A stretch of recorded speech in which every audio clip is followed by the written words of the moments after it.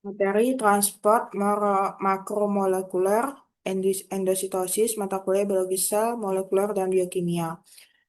Terkait materi ini, saya bertanya kepada GPT untuk jurnal yang membahas tentang materi tersebut.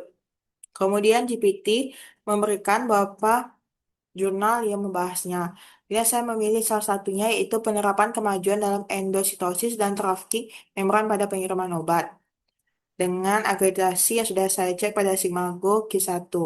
Kemudian, terkait jurnal tersebut, saya bertanya kepada GPT, ringkas artikel satu yang saya pilih itu terkait apa? Isi utama artikel ada jauh utama endositosis yang dibahas, terus ada hubungan dengan drug delivery dan hal lainnya. Kemudian saya juga bertanya materi apa yang menarik untuk dibahas. Salah satunya jalur endositosis yang paling umum. Kemudian eh, saya pun baca jurnalnya. Ini ini jurnalnya. eh, Pada poin mekanisme utama endositosis. Endositosis adalah proses di mana sel menginternalisasi dan mengangkut protein permukaan, lipid, dan makromolekuler lain yang terbungkus dalam vesikal membran kecil yang terbentuk melalui invaginasi membran plasma ke bagian dalam sel.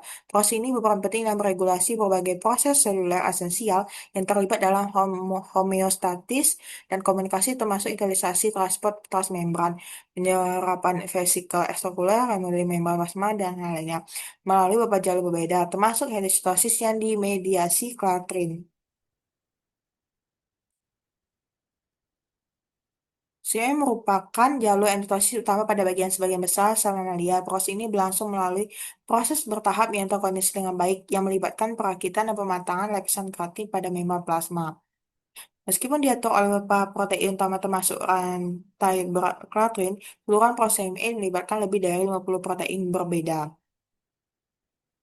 Nah, berdasarkan materi yang telah saya baca, saya bertanya kepada GPT terkait materi eh, bagian kalimat ini yang telah saya dapatkan dari jurnal, rumusan masalah apa yang bisa ditemukan dalam materi tersebut.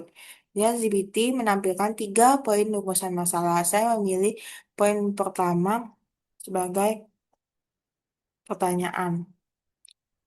Nah, saya juga kembali bertanya kepada GPT terkait jawabannya. GPT menjawab, saya juga bertanya jawabannya dengan meminta sumber jurnal ilmiah yang terpercaya sebagai landasan.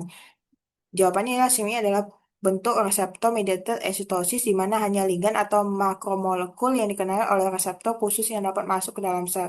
Mekanisme ini sangat efisien karena melibatkan adaptor protein yang mengkonsentrasikan kargo dan keratin untuk bentuk vesikel terarah. Hal ini memungkinkan sel mengintegrasi jumlah besar molekul target tanpa memiliki banyak cairan.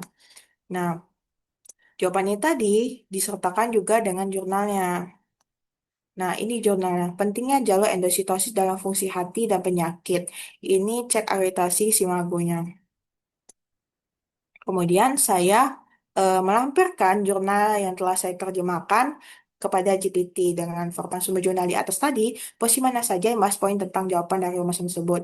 Ada dijabarkan 4 poinnya, masing-masing dengan ketentuan halaman.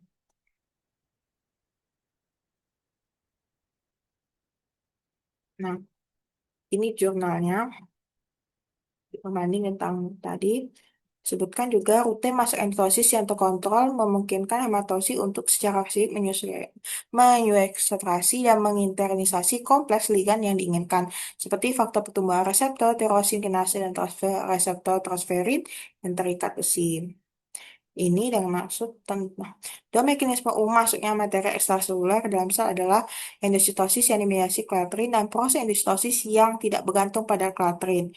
CME dikenal luas karena perannya dalam integrasi reseptor faktor pertumbuhan dan diatur oleh lapisan keratin protein aksesoris yang mengenal urutan penyautan sitoplasma spesifik.